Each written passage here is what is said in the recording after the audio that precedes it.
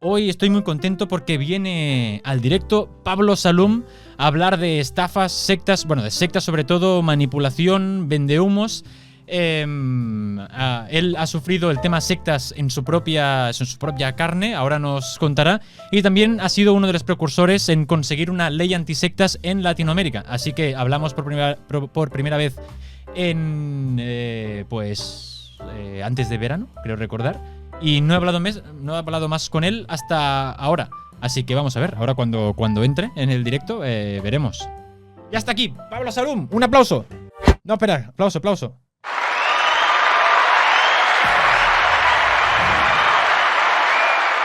Hola, buenas noches. ¿Cómo va? Muchas gracias. Quiero centrar un poquito esta primera parte de la entrevista a conocer tu historia, porque sí que en la presentación he comentado un poco que tú, desgraciadamente, has vivido de cerca el tema sectas, ya que tú estuviste en una y tu familia también. Y luego, digamos que a raíz de esta desgracia has intentado hacer algo positivo, ¿no? Que es buscar una legislación al respecto. Y creo que en Argentina ha sido donde se está implementando la ley antisectas, que ha salido a partir de ti, ¿no? Bueno, la realidad que esto nace desde una mala experiencia personal. Cuando era pequeño, cuando tenía 8 años, mi mamá tenía un inconveniente de salud. No podía respirar, de pronto le agarraban ataques, se ponía morada y no podía respirar. En ese momento consultó con un montón de profesionales de la salud, a los cuales ninguno le encontró la solución. En ese momento vamos a poner a la gente en contexto, era el año 86 y, por ejemplo, los ataques de pánico, porque yo años después me seguí preguntando, che, ¿qué sería lo que le pasaba a mi mamá a nivel patológico como para encontrar explicaciones? Y bueno, la única explicación que le encontré fue que por ahí quizás que eran sus síntomas muy compatibles a lo que hoy conocemos como ataque de pánico, que alguna situación en particular te quita el aire, no puedes respirar, palpitaciones, bueno, era muy similar a lo que le pasaba a mi mamá. Y bueno, en ese momento nadie le encontraba la solución y empezó a ser captada por todos estos gurús que te ofrecen soluciones mágicas. Uno de ellos tocaba un árbol y comenzaba a erutar y decía que le estaba sacando el karma negativo, que le estaba sacando la enfermedad. Otro le decía que respirando le iba a curar.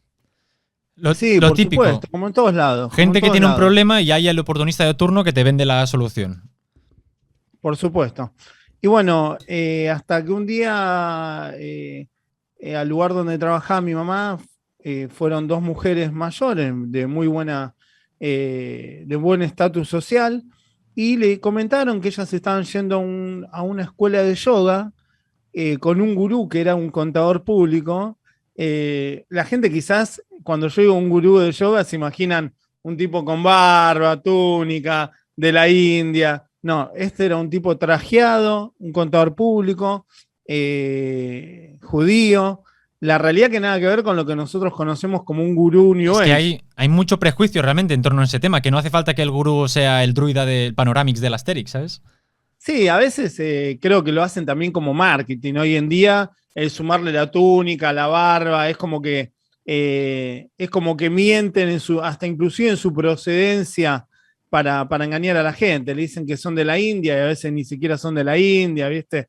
Es una cuestión de marketing más. Bueno, eso también he visto que realmente una característica más de los gurús es tener una bibliografía inventada. He visto muchísimos que se inventan una historia. Sobre todo tienen que hacerte parecer que o sea, tú quieres ser ellos, ¿no? Un poco se inventan una historia de superación personal muy heavy que tú la escuchas y dices, hostia, yo quiero ser como él. Pero, perdona que te interrumpa un momento, que estoy viendo que estás retransmitiendo por tu canal. Digo, si quieres, lo que yo te puedo mandar te mando la imagen mía. A ver si lo ves mejor.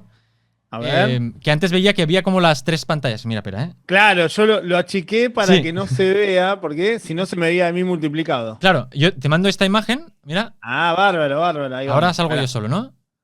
Ahí va, bárbaro. Sí, vale, claro. Y entonces ahora puedes ponerte la que tenías tú. Es que me sabía mal, lo he visto antes y digo, ostras, ya está. Sí, no, yo es menor calidad esa cámara. Porque tu transmisión es la primaria acá, ¿viste? No, aquí no hay primario ni secundario aquí. Todos por igual. Ahí estoy ampliando. Buenísimo, ahí quedó perfecto. Bueno, y te contaba, la cuestión es que comenzamos a ir a esta escuela de yoga, y digo comenzamos porque como era el menor de 3 hermanos, Mi mamá me llevaba a todos lados con ella. Y la cuestión es que esta escuela de yoga, al comienzo, que era leer libros, todo lo referido al cuarto camino, hacer yoga Pero el y mensaje demás. era como que el yoga le iba a curar los ataques de pánico, digamos, un poco el concepto. No, no, en general el gurú, bueno, Juan Perkovich se llamaba el líder, él decía que ¿Estás era seguro que un quieres ángel. decirlo? Que digo, a ver Sí, si te vas a sí, meter. por Ah, vale, supuesto, vale. por supuesto. Yo siempre voy de frente. Eh, bueno, el gurú decía que era un ángel que había venido a la Tierra con la misión de crear 1000 ángeles más. La estructura era una estructura piramidal, jerárquica, que eran del número 4 al número 7. Cada número tenía un significado, por ejemplo, los números 5 eran genios. Y para Juan Perkovic, por ejemplo, él podía decir que Einstein había llegado a ser un número 5, que había sido un genio de las matemáticas y de la física, pero que había llegado solo a número 5, que no había llegado a número 7. Y bueno, todo Y él está. obviamente era un número 7, por supuestísimo. Estaba Claro, por por encima de supuesto. Einstein, claro. Por supuesto. Y la tarea de él era crear 1000 ángeles más. Y vos, para llegar a ser un ángel, tenías que seguir todas las indicaciones de Juan y todas las tareas que él te indicaba. Al comienzo las tareas eran tareas sencillas y que no tenían nada de malo, como hacer actividades, manualidades, leer libros del cuarto camino, hacer yoga y todas estas actividades que no tenían nada de malo. Pero bueno, a medida que fue creciendo esta organización, nosotros cuando Juan capta a mi mamá y me capta a mí y a mis hermanos luego, éramos 5 o 6 personas nada más. O sea, yo fui el primer niño en entrar, en ser captado. Y bueno, en solo un año y medio, esta organización pasó a tener como 1000 adeptos. De reunirnos en un departamentito donde entraban 20, 30 personas, ya se ocupaban los pasillos donde vos tomás el ascensor, o sea, ya tuvieron que alquilar un salón y bueno, fue creciendo rápidamente y las tareas también se fueron desvirtuando. Las tareas de leer un libro pasaron a experimentar con tus chakras. Uno de esos chakras era el chakra sexual. Y el chakra sexual era experimentar con todo lo que vos nunca te habías animado por el tabú que te habían impuesto los terrenales, los mundanos, que eran la sociedad en general. Todo Vale para. aclarar que los que no estaban ahí adentro eran enemigos de la organización. O Claro, sea, esa te va a decir. Para la gente que está aquí en el chat, que ya es habitual del canal, digamos, y ya hemos analizado bastantes sectas, todo lo que vas diciendo realmente va cuadrando con todos estos grupos de, pues eso, de los terrenales, ¿no? Los otros, los que no tienen esa claro, verdad. claro, nosotros éramos elegidos y teníamos la oportunidad de ser parte de un grupo de élite, tal cual, todo el manual. Eh, y los que estaban afuera, para nosotros eran menos, o sea, eran personas inferiores, eran mundanos, que no veían lo que nosotros veíamos, que no tenían los conocimientos que nosotros teníamos, ¿Tú, y qué sobre todo año, que no. cuántos años tenías cuando Y entraste? yo tenía 8 años en ese ¿Y momento. tú te lo creías eh, 100% todo eso? Sí, por supuesto, por supuesto. Para mí Juan era lo que decía ser, era un ángel y él, por ejemplo, por ahí te hacía regalos. Por ejemplo, a veces te regalaba, no sé, el pañuelo que él usaba en el traje, que tenía impregnado su perfume y demás, y vos lo conservabas como que era algo milagroso, algo de otro mundo, ¿viste? O sea, la gente debe saber que dentro de estas organizaciones lo primero que hacen es quitarte la racionalidad, la autocrítica, el libre pensamiento, y así introducen estas doctrinas irracionales que cuando vos estás ahí adentro, realmente son racionales esas doctrinas. Entonces, todo aquel que diga que eso no es bueno y no es racional, pasa a ser tu enemigo, porque claramente no quiere que vos evoluciones, no quiere que vos crezcas como persona, y esto ya no era impartido de comienzo, que iba a venir alguien a decirnos que estábamos haciendo mal y que nos iba a querer apartar de nuestra nueva familia. Y bueno, la cuestión es que de pronto mi mamá se convirtió en la mano derecha del líder. Yo tenía mis alumnos porque era el primer niño, entonces todos los niños que habían ingresado luego eran mis alumnos. Y así de poco a poco, las tareas de leer un libro pasaron a tener relaciones sexuales con las personas que el líder indicaba. Hubo chicos que tuvieron que tener relaciones sexuales con sus propios padres. cuando nosotros cumplíamos 12 años y el líder decidía que nosotros estábamos preparados para tener nuestra primera experiencia sexual, él nos decía con quién y cuándo. Y bueno, estas son todas cuestiones terribles que fui viendo ahí. Y lo peor de todo es que eran muy similares a lo que fue Niños de Dios. O sea, las mujeres, una vez que eran corrompidas sexualmente, eran utilizadas para captar a gente de poder. Es así como llegaron a captar a famosos, a políticos, o sea, a mucha gente con mucho poder. Ostras, no sabía toda esta parte. ¿Hasta qué año estuviste? O sea, ¿cuántos? O sea, ¿estuviste desde los 8 hasta qué edad? Mira, yo cuando en un momento el líder cuando enviaba a hacer una tarea pedía que filmen y saquen fotos para demostrar que habían cumplido con la tarea. Como mi mamá se convierte en una de las líderes, por el departamento donde vivía con ella, que era un departamento de la organización coercitiva, porque en ese momento ya me habían desvinculado, por ejemplo, cuando mi mamá es captada, teníamos una familia constituida por mi padrastro, que lo conocía desde muy chiquito, y por mis hermanos mayores. Cuando empieza a suceder todas estas tareas terribles y demás, el líder le dice a mi mamá que lo tenía que abandonar a mi padrastro y entablar una relación con un adepto de la organización. Entonces se destruye mi familia. Por ejemplo, no sé, yo tenía un perrito que era, me lo habían regalado cuando yo era muy pequeño, cuando tenía 4 o 5 años, un pequinés, un perro chiquito, que era como, no sé, era como mi hermano, o sea, para mí era todo el perrito. Y el tipo también se encargó de eliminar hasta eso, o sea, dijo que había que regalar al perrito porque sí, porque nos hacía mal, y de pronto yo me vi totalmente solo con mi mamá porque a mis hermanos lo enviaron a otro lugar a vivir. eh, y viendo todas estas fotos y videos que pasaban por el departamento, que eran fotos de orgías, fotos que para mí en ese entonces, que era muy pequeño, eran terribles para mí. Yo tenía 11 10 11 años y para mí ver esas fotos eran algo terrible, o sea, no era algo bueno.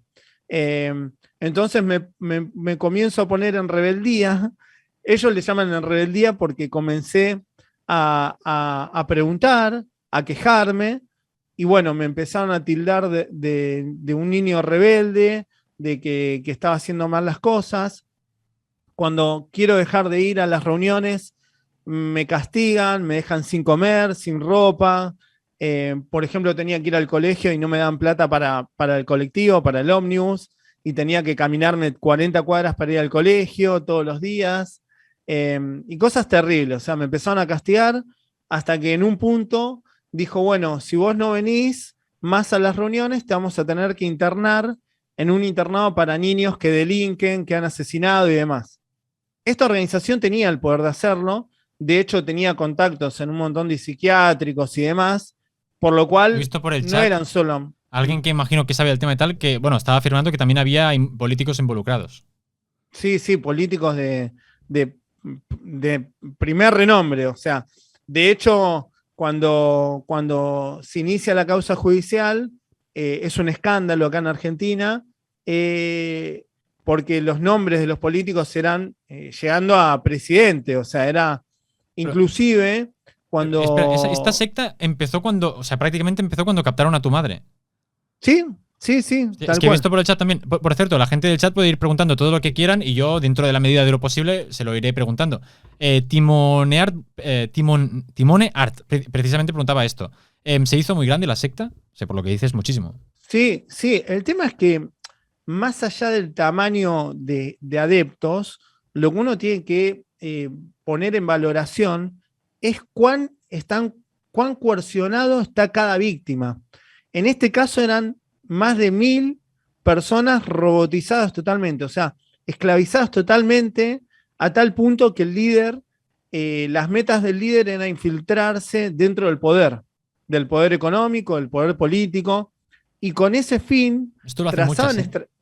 trazaban estrategias de, por ejemplo, en el palacio tal va a haber una reunión donde van a asistir el presidente, van a asistir tales empresarios, jueces, senadores.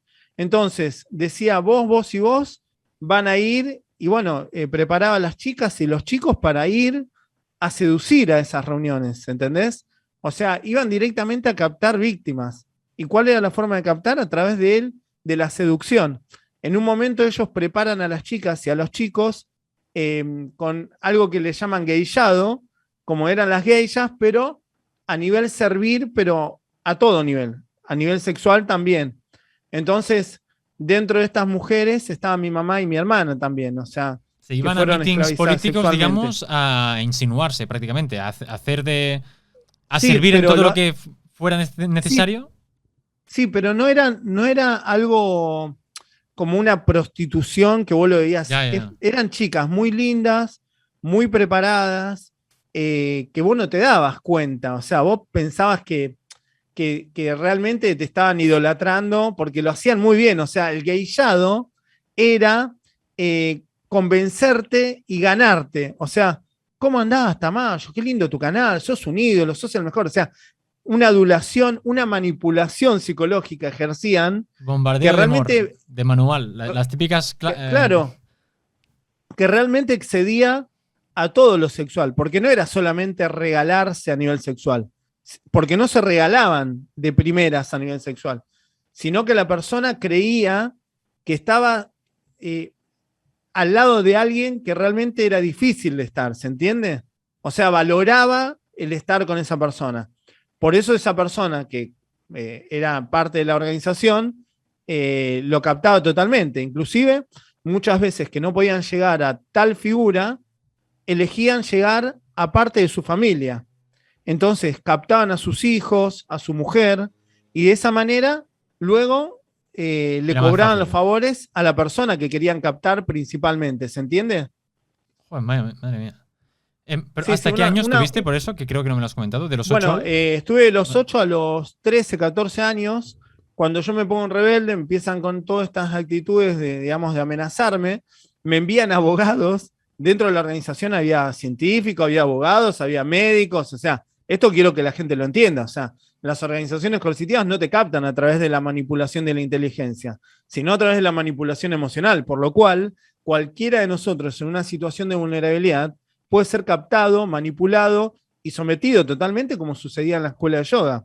Y Hell Knight bueno, pregunta cómo se llama la secta y si sigue existiendo.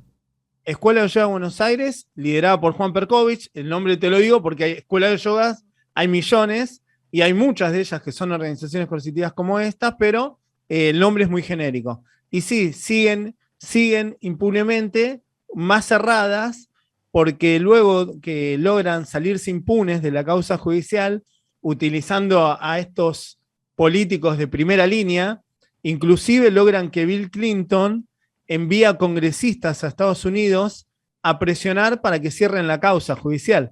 Y de hecho yo tengo los recortes de los periódicos y demás, Madre mía. donde todos se preguntaban, ¿por qué Estados Unidos? Es más, cuando vos entras al Congreso de Estados Unidos, hicieron sesiones hablando sobre la escuela de yoga y diciendo que ellos debían defender a la escuela de yoga porque estaban vulnerando sus derechos y que era una persecución antisemita porque el líder era judío.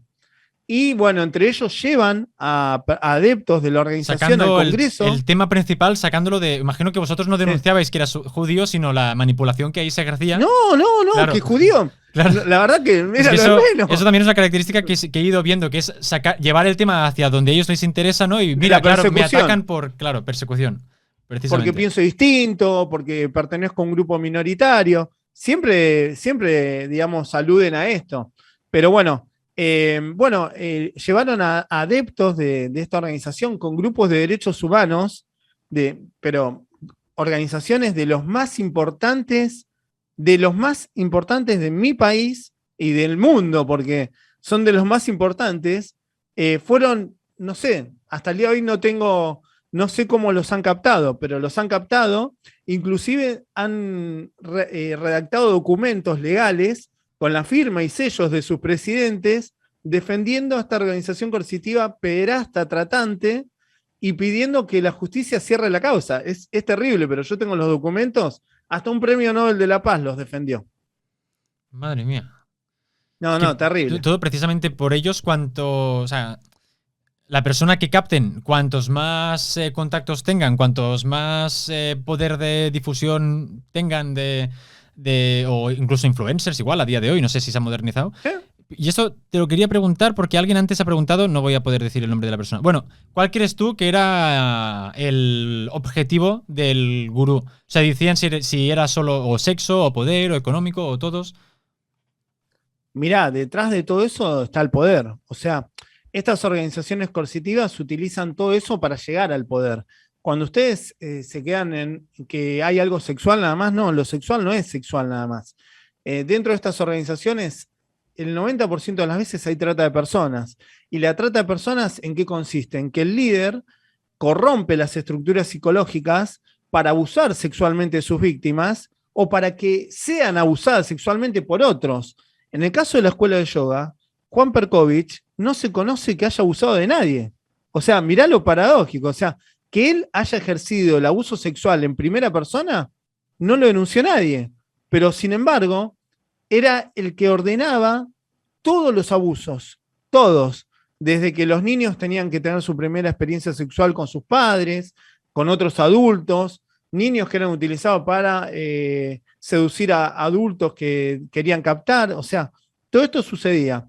La cuestión es que cuando yo me pongo en rebeldía, llega un momento que ya me habían enviado abogados a decirme, mirá, si vos seguís en este plan, te vamos a tener que internar. Y yo seguía en mi posición dura, a pesar de todo el castigo, llegó un punto que me obligaron a ser esclavo de uno de los líderes que tenía mi jerarquía en ese momento, pero yo como no estaba yendo, me hicieron ser esclavo de él. Esclavo consistía en ser esclavo como dice la palabra, o sea, como era antes. O sea, me hacían limpiar, me golpeaban, todo el tiempo castigos físicos, eh, palabras, castigos psicológicos. Y bueno, yo la realidad que no soporto mucho esa tortura y me pongo más en rebelde. En vez de aflojar, empeora la situación. Yo le digo a mi mamá cómo podía haber permitido eso. Lo mandan a mi hermano a que me saque del lugar donde vivía con mi mamá. A mi hermano lo usaban como un brazo armado, digamos. Mi hermano era robusto y tenía fuerza y bueno, lo mandan a sacarme del departamento y que me lleven al edificio central de la organización como secuestrado, o sea, en contra de mi voluntad, me llevaban arrastrando y bueno, estaba todo golpeado, qué sé yo. Y en ese momento que llega el líder para dar las reuniones, me atiende como si nada a mí, me va a saludar porque me estaban haciendo trabajar en la cocina del edificio. Ellos construyen un edificio, tienen un edificio de 12, 14 pisos, eh, y abajo está el café donde se reúnen. Bueno, me tenían en la cocina encerrado, como trabajando, y viene a saludarme y dice, qué lindo que estés acá, como que yo quise ir por mi propia voluntad, cuando él sabía que él lo había mandado a mi hermano a sacarme a los golpes, ¿viste? Y bueno, en un momento dejan la puerta abierta y yo me logro escapar y bueno, ahí corrí 10 cuadras como si fuera un maratonista de los más veloces y bueno, los denuncio en la policía, los denuncio en la justicia, cajonean mis denuncias y bueno, un año después sale la causa por otra familia que tenía una hija captada. Y Y bueno, el a partir de escándalo, ahí me... digo, el escándalo público que comentabas, esto fue a partir del año siguiente ya. Exacto, sí, en el año 94, 93, 94. La cuestión es que me desvinculan totalmente de mi familia. El líder dice que si yo había sucedido eso era porque yo tenía que quedarme solo, que iba a Claro, era terminar culpa mal, que iba a tuya, por ser un supuesto. delincuente. Madre Sí, mía. que me iba a morir, que me iba a enfermar. Y bueno, mi mamá lo sufría, pero aceptaba lo que el líder le decía. Bueno, la verdad que fue un tiempo muy malo para mí, fue muy difícil. Mantenerme vivo fue realmente duro, fueron años muy difíciles en los cuales yo sabía todo lo que iba a pasar porque siempre lo que hice lo hice sabiendo, pero cuando me tocó vivirlo fue más duro de lo que yo pensaba. O sea, pasar un cumpleaños solo, una Navidad, un año nuevo, lejos de mi mamá, de mis hermanos, de mis amigos, de mi familia. Realmente fue muy duro, muy triste. Fue mucho tiempo que quise terminar con mi vida. Entonces, bueno, las cosas se fueron acomodando. luego me infiltré para hacerlo más, porque es una historia tan larga, luego me infiltro porque me citan para declarar en esa nueva causa, y bueno, ahí me contactan de mi familia, después que no me habían querido atender durante años, y me dicen que me venían a buscar, y además, claro, porque yo era menor de edad y iba a tener que declarar, y lo que ellos no querían que yo declare en contra de ellos, ¿viste? Y bueno, en ese café, después de años de no ver a mi mamá, que no me la dejaban ver, el líder la lleva a mi mamá y a mis hermanos eh, a un café que estaba enfrente del juzgado y me dice delante de los abogados, me dice, depende de lo que vos declares, depende si volvés a ver a tu mamá. Eh, y le Eso te lo dijo dijo, el abogado de ellos. no, el líder, Ah, adelante de los abogados. Era una mesa larga, estaban los abogados de la organización, que eran adeptos también. Estaba una de mis hermanas, mi hermana y mi mamá. Y mi mamá ni me hablaba nada, o sea, estaba como una estatua, sin gestos, sin nada. Y en un momento Juan le dice, antes que me llamen a declarar, le dice, anda a dar una vuelta a la manzana con Gastón, porque yo me llamo Gastón también. Y mi mamá va a dar una vuelta a la manzana conmigo como si fuera un perrito, después de años de no verla, sin demostrar una sola emoción. Y bueno, como, viste, como una demostración, mirá, esto es como una muestra de lo que podrías volver a tener, ¿viste? Y bueno, yo entro a declarar y en ese momento no miento, sino que obvio todo, ya cuando entro con los abogados de la organización, el secretario del juez ya sabía que no me iba a declarar nada en contra de ellos. Así que no me indagaron demasiado, o sea, me preguntaron, ¿qué hacías? Y se leía libro, hacíamos yoga. No dije nada de lo malo, digamos, pero tampoco mentí. Salí de ahí y Juan le dice, ¿y cómo fue? Bien, le dicen los abogados, le muestran mi declaración, el tipo la lee, el líder, y cuando la termina de leer le dice a mi mamá, bueno, ahora Grace, porque ahora lo podés abrazar nuevamente. Y bueno, ahí mi mamá se larga a llorar desconsoladamente, rompe en llanto, me abraza, me dice que me había extrañado un montón, que me amaba, que estaba muy contenta de que vuelva con ellos. Y bueno, realmente para mí es muy triste recordarlo porque fue la última vez que, o sea, es como que pude ver el amor de mi mamá, ¿viste? Entonces, automáticamente mi mamá me dice que quería que me vuelva a vivir con ella porque tenía el visto bueno del líder. Y bueno, vuelvo a vivir con ellos porque yo amaba y la amo a mi mamá y a mis hermanos. Eh, y bueno, pero no dura mucho porque tengo un carácter fuerte que no me van con las injusticias. Y bueno, duró un par de meses hasta que un día viendo un noticiero, porque en ese momento estaban todos los noticieros de Argentina y demás, las noticias y ellos decían, no, eso es mentira, y yo sabía que era verdad lo que estaban diciendo en el noticiero. Entonces llegó un momento que tenía tanta bronca porque, o sea, que exploten sexualmente a tu mamá, y a tu hermana, o sea, para mí era muy doloroso y lo sigue siendo. En un momento la enfrento a mi mamá y le digo, pero si vos sabes que esto es verdad, la grabo, tengo el cassette, en un momento, porque yo sabía lo que iba a pasar, realmente duré muy poco, yo tenía la esperanza de durar más porque yo quería estar con mi mamá, pero bueno, la verdad y la justicia para mí siempre fueron mucho más. Entonces, agarré un grabador de periodista, de esos que tienen casetitos chiquitos, ahora ya no se usan, pero bueno. Y la enfrento a mi mamá y grabo el cassette y le digo, porque yo siempre tuve la necesidad de que se haga justicia con esta causa. Y bueno, la grabo, en ese momento, claro, lo llama al líder y le dice, tengo el enemigo en mi casa, me dijo esto, me dijo aquello, y otra vez vuelve a espera, espera, suceder espera. todo lo que había sucedido. No lo entiendo muy bien. Cuando tú a tu madre le dices, tú sabes que todo esto realmente es verdad, tu madre se lo dice al líder. Claro, Eres el demo. se pone a llorar y lo Vale, porque llama por la estás teléfono. como tentando, ¿no? Entiendo, dentro del imaginario, eres como el diablo que la está tentando un poco. No, no, no, no, no. Yo la estaba enfrentando a ella, o sea, la estaba culpabilizando. ¿Entendés? Porque yo le Sí, sí, decía, sí. si vos sabes lo que le hicieron a mi hermana, todo lo que hicieron ahí adentro, lo que le hacen a los chicos. Entonces mi mamá, al verse rodeada en su propia casa, que era una jerarquía que no tenía acceso a nadie, y yo tengo acceso porque soy el hijo, eh, lo que hace es llamar al líder desesperado y decirle, Gastón me está diciendo esto, o sea, tengo el enemigo en mi casa, le dice. Es como que ellos se querían creer su mentira, ¿viste? Y bueno, ahí otra vez comienzan a expulsarme del lugar, me mandan a vivir con mi hermano. Mi hermano en ese momento, la novia era una de las hijas de los Lerutier, sigue siendo, era parte de la secta, la hija de uno de los Lerutier, y yo me voy a vivir con ella y con mi hermano a su departamento, y bueno, ¿para qué? En ese lugar lo usaban de búnker y en un ropero habían guardado un montón de material pornográfico que yo me lo empiezo a llevar para presentarlo en la justicia. La cuestión es que yo sabía que cuando cumplía 18 me iban a sacar de encima, porque lo que ellos no querían que yo lo denuncie siendo menor de 18.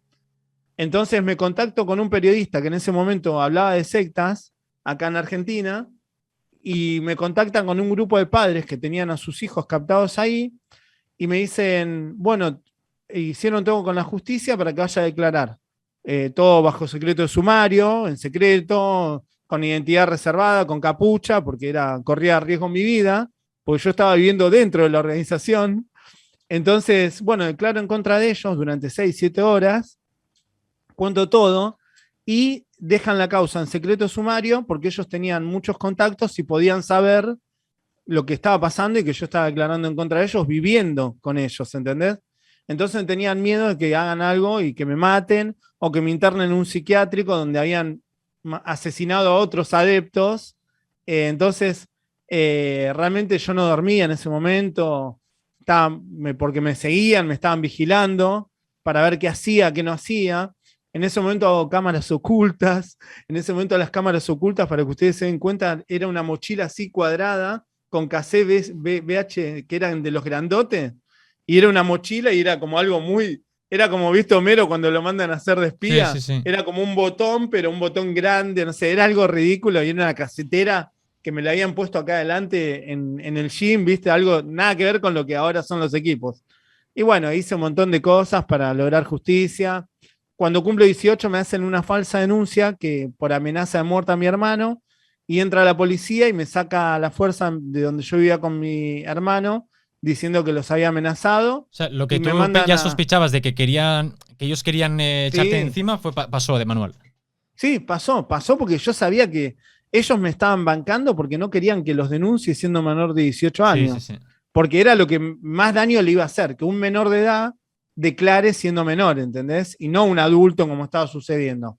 Y además elijo una jerarquía, porque mi familia, mi mamá estuvo presa, mi hermana estuvo detenida, entonces eran, digamos, muy nombrados en la causa judicial, eran jerarquías. Eh, y bueno, ahí me mandan a un juzgado de menores, me mandan a un calabozo, todos tenían miedo por mi vida porque la idea era que me iba a pasar algo. Y bueno, logro que mi padrastro se entere y me vaya a buscar y se hago cargo de mi tutela. En ese momento le dicen, mirá, Carlos se llama mi padrastro. Tu Dice, padrastro mi mamá estaba... nunca había llegado a entrar, ¿no? Sí, sí, había estado, había Ah, vale, estado. vale. Y había salido antes En los que. primeros años. Vale, vale, vale. Sí, él sabía todo cómo era la organización, por eso me ayuda. Y bueno, le dicen, mi mamá lo llama al líder y le dice, mirá, está Carlos. Esto me lo cuenta mi padrastro después que me sacan. Me dice, yo fui al juzgado de menores porque si en Argentina, bueno, en cualquier lado es así. Si vos sos menor de edad y nadie se hace cargo de vos, te mandan a un lugar como si fuera una prisión para niños, ¿viste? O sea, Sí, niños sí, que sí. delinquieron, que asesinaron, que se drogan. Y yo, la realidad, que era un pibe de casa, o sea, no tenía calle, o sea. Bueno, y me dice que mi mamá lo llama al líder y le dice, mirá, vino Carlos y dice Carlos que quiere hacerse cargo de la tutela de Gastón. ¿Qué hacemos? ¿Se lo dejamos o lo internamos? Y como con él estaba todo bien, como habían terminado bien la relación con la organización, dicen, bueno, deja que se lo lleve Carlos. Carlos me firma, me llevan dos días a un calabozo hasta que estén los papeles, como si fuera un recluso. Y cuando me liberan, me llevan con Carlos. Y al otro día sacan la causa de secreto sumario. Y se entera la organización que yo ya los había denunciado y había declarado en contra de ellos. En ese momento los llaman, yo estaba con mi padrastro, los llaman por teléfono y le dicen que me entreguen el juzgado, que me entrego nuevamente a ellos, que me querían internar porque yo los había declarado en contra y demás. Bueno, se quedaron muy enojados, mi padrastro me defendió a muerte y me salvó. Realmente me salvó la vida porque si él no se hubiera hecho cargo en mi tutela, me hubieran asesinado, seguramente. Así que bueno, desde ese entonces pasé muchos años triste, depresivo, tratando de encontrar soluciones, hasta que fue mi padrastro que un día me dijo, porque yo ya se veía estaba muy suicida, o sea, me iba a caminar por lugares donde cruzaban colectivos para que me atropellen, no me atropellaban, y para mí no poder suicidarme era como peor encima, porque decía, hasta esto no me sale bien, o sea, me quedo solo, me sacan mi familia, me quiero suicidar y no me puedo suicidar, o sea, todo mal era para mí, ¿entendés? Hasta no poder suicidarme. Y mi padrastro un día me cambia la cabeza, me dice, si vos haces eso, ¿no te das cuenta que van a ganar ellos? El líder no le dijo a todo el mundo que vos te ibas a morir, que ibas a terminar siendo un drogadicto. Ganales, ganales. No, cuídate, estate bien, hace deporte, estudiá, ten una carrera laboral y demostrarles que vos podés más que ellos. Y ahí ese fue mi venganza, ser mejor. Y bueno, de a poco, no digo que se me fueron los pozos depresivos, pero traté de empezar a hacer una carrera laboral en tecnología, a estudiar, terminé los estudios, empecé a trabajar en empresas muy importantes de tecnología. Y bueno, conviviendo con el dolor que tenía, que era estar muchos meses en depresión, ¿viste? Eran días totalmente oscuros para mí, en el cual yo no encontraba la vuelta, o sea, no, era despertarme y ver todo oscuro todo el tiempo, no me quería levantar de la cama. Realmente fue muy doloroso para mí y todas las fechas festivas eran un puñal, ¿entendés? Tenía pesadillas que eran terribles, pesadillas que eran revivir todo, pero eran, ¿cómo te puedo decir? Yo me las acuerdo hasta el día de hoy, o sea, eran experiencias reales esas pesadillas. Y cada vez que tenía esas pesadillas, yo me despertaba destruido y me llevaba meses recuperarme. Y bueno, hasta que eh, fui un poquito mejorando, me puse a estudiar la problemática, a entender por qué no había tenido justicia, por qué me habían sacado a mi familia, por qué me habían hecho lo que me habían hecho. Mucho tiempo me eché la culpa a mí mismo, porque no había podido sacar a mi mamá y a mis hermanos. O sea, para mí era un castigo estar solo afuera. Eh, y bueno, mi lucha primero comenzó contra esta organización en especial y después me di cuenta que mi lucha en realidad era una gota en un vaso, en un bar, que en realidad yo tenía que atacar la causa, ir a la raíz del problema. Y la raíz del problema era que no había profesionales capacitados, que los términos eran obsoletos, erróneos, que no se conocía bien la problemática, porque yo la había vivido y la había estudiado, y no era como decían los libros, los profesionales no estaban capacitados. Yo, si hay algo que admiro en mi vida, es a los médicos, a los abogados. De hecho, me hubiera encantado ser médico abogado, pero realmente cuando me puse a estudiar esta problemática, me puse a ver que, desgraciadamente, que la mayoría de los profesionales no están capacitados en nada en esto. Desde las pseudociencias hasta el tema de cómo accionan y cómo funcionan estas organizaciones, inclusive la justicia. Entonces, terminé construyendo durante 30 años, ya tengo 43, un gran puente donde a raíz de todas las denuncias, todo mi sufrimiento lo puse en hacer algo positivo, en ayudar a los demás. Fue mi mejor terapia. Realmente a mí me ayudó muchísimo el ayudar a los demás. Saber que hemos rescatado a chicos, que verlos que se abrazan con sus familiares. A su vez también siempre me quedó ese gusto amargo de cuando ves eso decir, ojalá que algún día me toque a mí, porque es real, no voy a mentir. Eh, Siempre lo pienso, cuando logro ayudar a alguien, digo, ojalá que algún día me toque a mí. O sea, ojalá. Eh, y realmente después de todo lo que he hecho tanto, pero tanto, tanto, y no los tengo. Entonces, realmente muchas veces digo, ojalá un día me toque a mí. En ese paso de construir el puente hice muchas denuncias, hemos desarticulado a muchas organizaciones de este tipo. En Argentina se ha hecho el tema muy, muy conocido. He capacitado a muchos profesionales, he capacitado a organismos de Estado, hemos logrado tipificaciones, hemos logrado fallos inéditos que han servido para que, por ejemplo, hoy Protex, que es el organismo especializado en trata, desbarate a otras organizaciones coercitivas utilizando la trata de personas, que me llevó un montón de trabajo durante un montón de años, que a mí me decían que las sectas no eran tratantes, y raramente. Entonces logré que los organismos entiendan la problemática. En el año 2011 logramos la ley de asistencia y concientización y asistencia a víctimas de organizaciones coercitivas en la provincia de Córdoba, que es la segunda provincia más importante de Argentina, y ahora está en el Congreso Nacional Argentino. Ya es la tercera vez que lucho para que se impulse dentro del Congreso Nacional, y esta vez la está impulsando una diputada feminista, que es del oficialismo, que está gobernando. Y bueno, estoy con muchas esperanzas y sabiendo que estos son mis últimos cartuchos, porque realmente estoy agotado. O sea, siempre digo, un montón de veces quise abandonar, pero realmente estoy muy agotado de esto. Sé que nunca lo voy a poder abandonar porque esto para mí es mi vida. O sea, realmente dediqué mi vida y para mí es todo, para mí la lucha. Entonces sé que me voy a morir luchando, pero muchas veces quiero tener un poquito de vida propia, ¿entendés? Entonces, qué sé yo, para mí es la última oportunidad que tengo. Bueno, aprovecho para trasladarte también todas las felicitaciones y comentarios que he ido leyendo en el chat.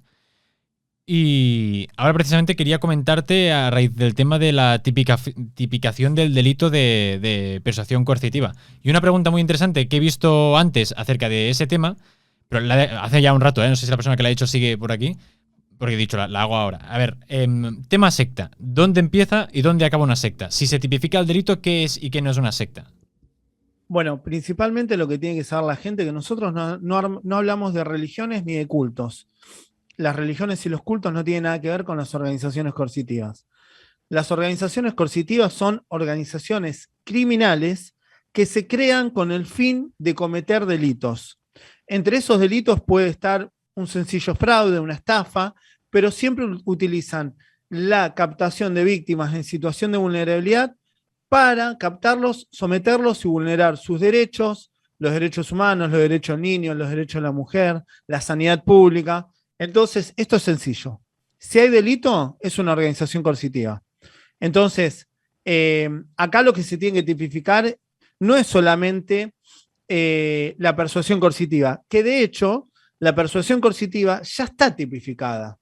En la ley de trata de personas, ¿Eso de Argentina o de España también? No, en general, Vale. el alma y el espíritu de la ley de la trata de personas es la persuasión coercitiva. Es captar a una persona en situación de vulnerabilidad bajo cualquier ardid, sea ofrecerle un trabajo o lo que sea, y terminar explotándola laboralmente o sexualmente. Vale. Entonces, ¿y por qué es el alma y el espíritu? Por el mismo problema que nosotros tuvimos en la causa judicial contra la escuela de yoga. El juez, había un montón de chicas que declararon todo lo que sucedía ahí adentro, pero el juez le decía, y a vos, Virginia, cuando a vos te decía el líder que tenías que participar de una orgía con tal político, tal famoso, que te obligaban, ¿te ponían un revólver en la cabeza o estabas atada con una cadena con grilletes? Lo típico, ¿eh? No, aquí no obligamos a nadie, no ponemos una pistola en la cabeza de nadie. Exacto. No, señor juez, no. La causa se cerró en el 2000-2001. Entonces, no hay delito. ¿Por qué? Porque no está contemplado. No estaba la ley de trata de personas. La ley de trata de personas acá en Argentina se sanciona en el año 2007-2008. Y encima al comienzo fue una puesta en marcha que todos los años se fue modificando y mejorando la ley. Entonces, el alma de esa ley es que muchas chicas, en la figura convencional de los cabaret o prostíbulos, es que las chicas estaban captadas y sometidas sin estar bajo llave y sin estar atadas.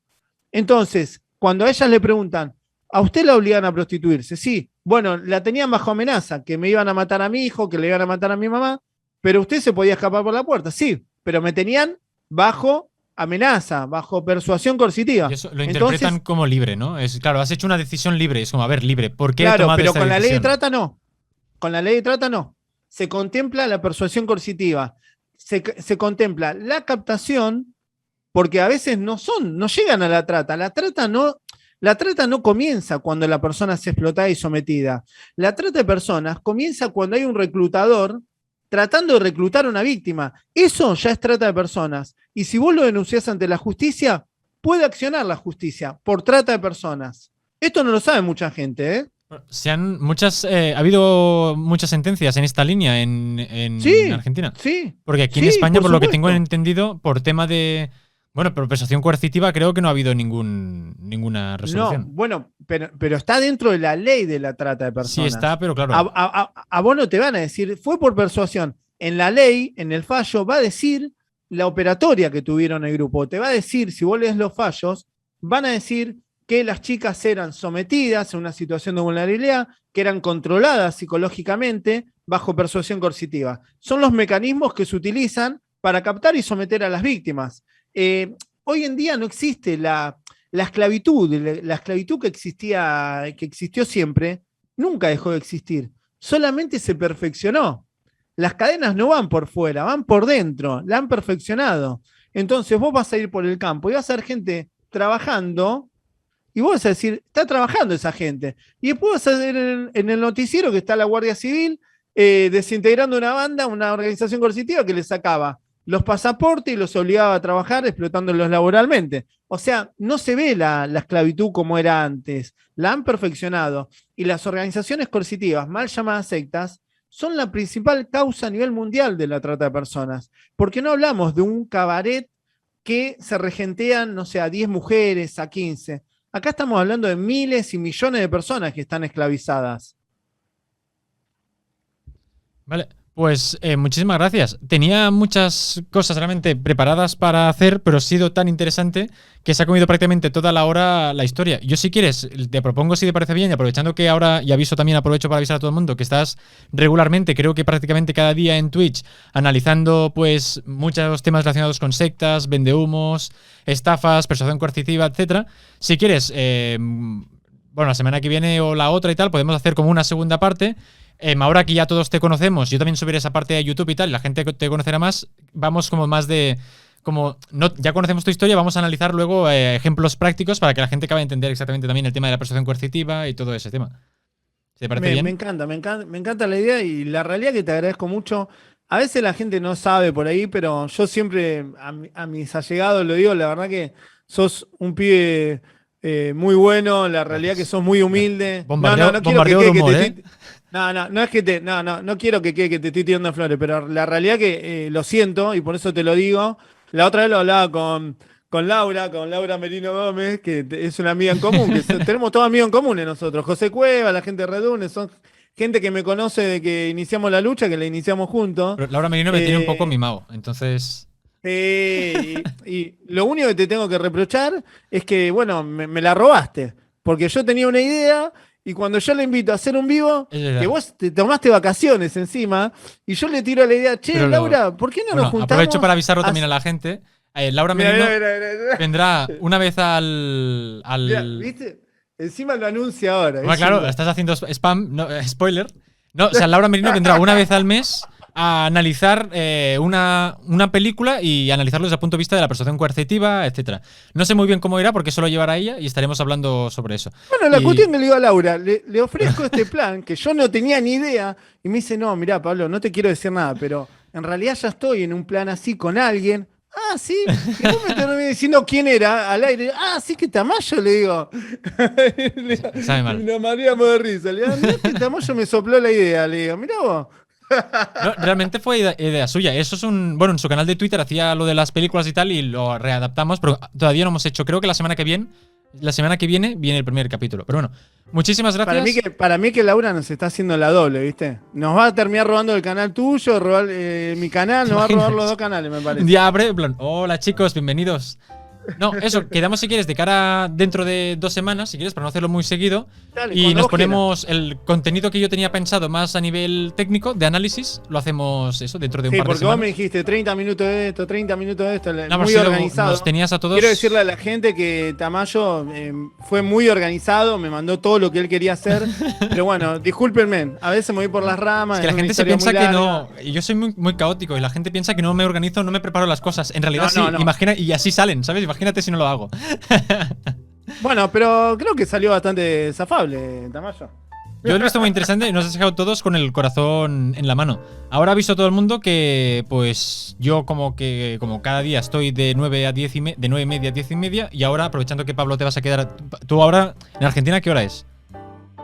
Las 5:30 de la tarde, 5:26. Tú te queda todavía mucha tarde por delante y me has dicho que te ibas a quedar, pues vamos a hacer una bonita Sí, raid sí. a su canal. Dale. Y no sé, si tenéis más dudas y tal, pues se lo podéis preguntar Sí, que a él directamente. cuando terminás vos, si querés, me haces raid y todos los que se quedan charlamos un rato y me preguntan lo que quieran y hablamos. un Yo rato. hago una pequeña conclusión de 5 minutos y nada, Dale. hasta ahora. Dale. Muchísimas Listo, gracias por todo, te- y te- gracias por confiarnos no. tu historia al final, que eso también lo No, valoro gracias mucho. a vos. Sos muy amable.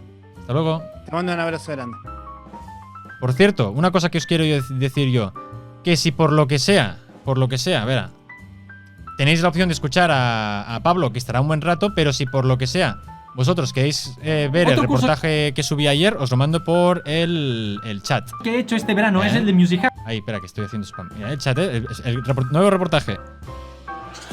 Estoy a punto en Hablando- menos de un minuto de contarte algo que Hablando sobre los anuncios de mierda que aparecen en YouTube cada 2x3. Te permitirá vivir de tu pasión. Te voy a contar cuál es el camino más corto, más rápido y más efectivo. Es como Los Vengadores mal. Maravilloso, ¿verdad? Estaremos de acuerdo que la publicidad en YouTube es peor que la teletienda y está sobrepasando todos los límites de la ética y la honestidad. estudian de la forma más inadecuada. inadecuada. A lo largo del último año me he dedicado a recopilar Bueno. toda clase de... Muchísimas gracias a todos. Ha sido súper guay, Tamayo. Está mejorando el canal de Twitch muchísimo. Pues bueno, espero que siga así. La verdad estoy intentando prepararme contenidos de manera más o menos regular cada día, que haya secciones, etcétera. Y yo la verdad es que espero que os interese y también espero vuestro feedback, así que si no solo en cada directo preguntad lo que queráis en el chat o limitado si lo hubiese, pero si en el canal de Discord o en Telegram o donde sea me propones, bueno, mejor en el Discord para tenerlo todo junto, me propones, mira Carlas, yo quiero que hables de este tema o quiero que reacciones a ese vídeo o comentes lo otro y tal. Yo a ver, si son temas que de repente me dices, no, sobre los refugiados, diré, a ver, igual es un tema como muy amplio del cual no tengo mucha información como para ponerme, o sea, para hacer un tema tengo que informarme muy bien sobre ello. Entonces sobre refugiados igual digo, pues mira, ese tema igual me lo preparo para un reportaje en el canal principal para más adelante para formarme una opinión al respecto. Pero sobre todo temas derivados de temas que se toquen en el canal principal, que ahí es donde está el tiempo trabajando, digamos. Y ahora mismo pues relacionados sobre manipulación coercitiva, estafas, sectas, vendehumos, cualquier cosa relacionada con eso. Yo encantado. Y además ahora vienen 2 capítulos de 2 reportajes muy, muy guays. Miércoles, a mí me gustan mucho estos 2 próximos miércoles. Y el tercero, un tema completamente nuevo que no he tocado nunca en el canal. Nunca. Acabas de ver un fragmento de un directo de Twitch, investigaciones en directo, entrevistas, charlas y mucho más. En este canal podrás recuperar los mejores momentos. Y recuerda, cada miércoles nuevo reportaje de investigación en mi canal principal de YouTube. Links en la descripción.